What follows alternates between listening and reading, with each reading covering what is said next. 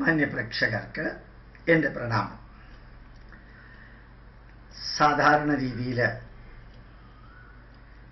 പല ഹൈന്ദവ സഹോദരന്മാർക്കും അല്ലാത്തവർക്കും ഒരു സംശയമുണ്ട്.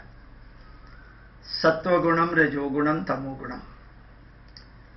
സാത്വികമായിട്ടുള്ളത് ഏറ്റവും നല്ലതാണ്, രാജസികമായിട്ടുള്ളത് മിഡിലാണ്, ആവറേജ്, താമസികമായിട്ടുള്ളത് വളരെ മോശമാണ്.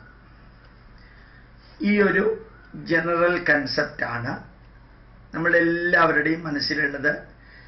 അത് കുറേയൊക്കെ ശരിയാണ് താനും. പക്ഷേ ഇതിൻ്റെ പുറകില് ഒരു നല്ല വേദ പണ്ഡിതന്, അല്ലെങ്കിൽ സംഗീതജ്ഞന്, അതല്ലെങ്കിൽ തപസ്യ ചെയ്യുന്ന വ്യക്തിക്ക്, അതല്ലെങ്കിൽ ആത്മീയത പ്രസംഗിക്കുന്ന വ്യക്തിക്ക് ഉണ്ടായിരിക്കേണ്ട ക്വാളിറ്റികളല്ല ഒരു പട്ടാളക്കാരന് ഉണ്ടായിരിക്കേണ്ടത്. രണ്ടുപേരും മനുഷ്യരാണെങ്കിലും പട്ടാളക്കാരന് ഉണ്ടായിരിക്കേണ്ട ക്വാളിറ്റി വേറെയാണ്. അത് മാത്രമല്ല, ഇനി വേറെ ചിലരുണ്ടെന്ന് വിചാരിക്കാം. നമ്മുടെ റോഡ് വൃത്തിയാക്കുന്നവര്, അല്ലെങ്കിൽ മാലിന്യങ്ങൾ മാറ്റുന്നവര്, അവര് മനുഷ്യന് തന്നെയാണ്, ഒരു സംശയമില്ല. അവർക്കുണ്ടായിരിക്കേണ്ട ക്വാളിറ്റികൾ അത് ഒരു പട്ടാളക്കാരനുണ്ടായിരിക്കേണ്ട ഗുണങ്ങളല്ല, ദോഷങ്ങളോ ഗുണങ്ങളോ അല്ല. അപ്പോ ഈ സത്വഗുണം, രജോ ഗുണം, തമോ ഗുണം ഇത് നമ്മുടെ മനസ്സിലുണ്ട്. ഈ സത്വഗുണം, രജോ ഗുണം, തമോ ഗുണം നമ്മുടെ ചിന്തകളിലുണ്ട്, നമ്മുടെ വീക്ഷണങ്ങളിലുണ്ട്, നമ്മുടെ പ്രവൃത്തിയിലുണ്ട്, നമ്മുടെ ജീവിതത്തിലെ മുമ്പോട്ടുള്ള പ്രയാണത്തിലുണ്ട്, നമ്മൾ കഴിക്കുന്ന ഭക്ഷണത്തിലുണ്ട്, നമ്മൾ ഉപയോഗിക്കുന്ന വാക്കുകളിലുണ്ട്.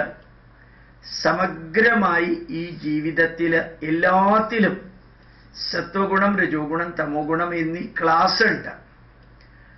സത്വഗുണങ്ങളും രജോ ഗുണങ്ങളും തമോ ഗുണങ്ങളുള്ള മൃഗങ്ങളുണ്ട്, വൃക്ഷങ്ങളുണ്ട്, ഭൂമികളുണ്ട്. ചില ഭൂമി സാത്വികമായ ഭൂമിയാണ്, ചിലത് രാജസിക ഭൂമിയാണ്, ചിലത് താമസികമായിട്ടുള്ള ഭൂമിയാണ്. കടൽ ജീവികളിൽ സാത്വികമായിട്ടുള്ള മത്സ്യങ്ങളുണ്ട്, രാജസികം, താമസികം. ഇത്രയും പറഞ്ഞത് ഈ ജീവിതത്തിൽ നമ്മൾ കാണുന്നതും കേൾക്കുന്നതും ചിന്തിക്കുന്നതും ചർച്ച ചെയ്യുന്നതും ജീവിതത്തിൽ പകർത്തുന്നതും എല്ലാത്തിലും പല മനുഷ്യരിൽ പല ടൈപ്പാണ്. അതിൽ സാത്വികമായിട്ടുള്ള മനുഷ്യരുണ്ട്, രാജസിക സ്വഭാവമുള്ള മനുഷ്യരുണ്ട്, താമസിക സ്വഭാവമുള്ള മനുഷ്യരുണ്ട്. ഇതിൽ നല്ലതേത് ചീത്തയേത് എന്ന് തീരുമാനിക്കുന്നത് എപ്പോഴറിയോ? ഏത് തരത്തിലുള്ള ജീവിത ശൈലിയാണ് ഒരാള് ലക്ഷ്യമിടുന്നത്.